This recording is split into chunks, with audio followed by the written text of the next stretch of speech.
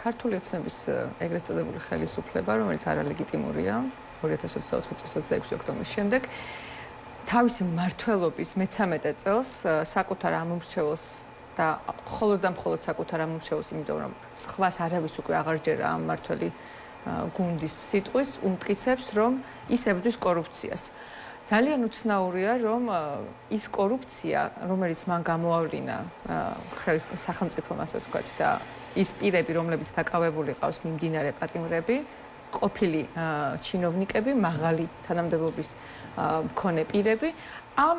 კორუფციაზე და ამ ადამიანების დანაშაულებრივ საქმიანობაზე წლების განმავლობაში საზოგადოება ინფორმირებული იყო, მათ შორის დამოუკიდებელი მედიის მხრიდან, მათ შორის არასამთავრობო ორგანიზაციების მხრიდან და ეს შემთხვევები და ეს ინფორმაცია იყო ხელმისაწვდომი ყველასთვის.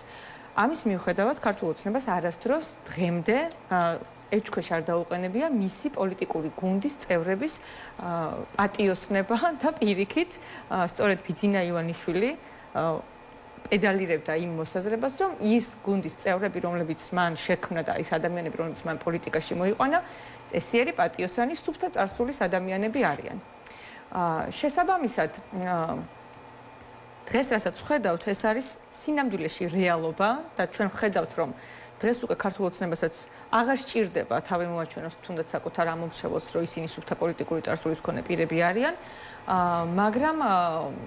თუმცა მას წარადგენს როგორც რასაკვირველია, ქართული ოცნების არალეგიტიმური ხელისუფლება ვერ იტყვის, რომ მან დღეს აღმოაჩინა,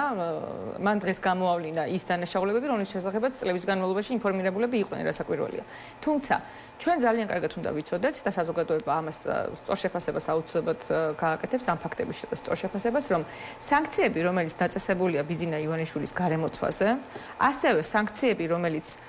რუსეთის მიმართ არის დაწესებული, საგარეო სანქციებს გულისხმობ, რასაკვირველია, უკრაინაში მის მიერ წარმოებული ომის გამო და იმის გამო, რომ საქართველოს ეკონომიკა დიდწილად არის დამოკიდებული რუსეთზე და პრობლემები რუსეთში ავტომატურად შესაძლოა ოდნავ დაგვიანებით, მაგრამ მაინც საქართველოშიც აისახება. ჩვენ ვიცით და ვხედავთ, რომ ქართული ოცნების მაღალჩინოსნებს და გუნდს, მმართველ გუნდს შორის მიმდინარეობს როგორც ძალთა გადანაწილება, ასევე ფინანსების გადანაწილება და ეს ფინანსები საკმარისი აღარ არის. ეს დაკავებები, რომლის ფარგლებშიც უკვე